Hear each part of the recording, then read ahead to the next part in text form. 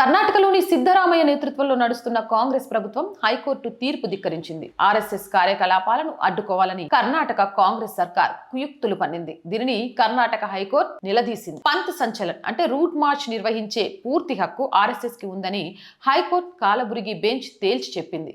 శాంతి భద్రతలను బూచిగా చూపించి దాని ముసుగులో సమావేశమయ్యే ప్రాథమిక హక్కును కూడా ఏకపక్షంగా తీసేయలేమని తేల్చి చెప్పింది. రాజకీయ కారణాలతో వ్యతిరేకత కారణంతో చట్టబద్ధమైన శాంతియుత కార్యక్రమాలను అణచివేయవద్దని హైకోర్టు ధర్మాసనం తేల్చి చెప్పింది. అయినా సరే ఆర్ఎస్ఎస్ విషయంలో సిద్ధరామయ్య ప్రభుత్వం అదే కక్షపూరిత ధోరణిలో ఉంది. తాజాగా బీదర్ జిల్లాలోని ఔరా తాలూకు చెందిన 4 ప్రభుత్వ ఉపాధ్యాయులు పంత సంచలనంలో పాల్గొన్నారు. వీరికి కాంగ్రెస్ ప్రభుత్వం నోటీసులు పంపింది. దీంతో సిద్ధరామయ్య ప్రభుత్వం వివాదంలో ఇరుక్కుంది. ఆర్ఎస్ఎస్ అనేది రాజకీయ సంస్థ కాదని, సామాజిక జాతీయ సేవ సంస్థ అయినప్పుడు వారికి ప్రభుత్వం నోటీసులు పంపడం అంటే కక్షపూరిత చర్య అని ప్రజలు అభిప్రాయపడుతున్నారు.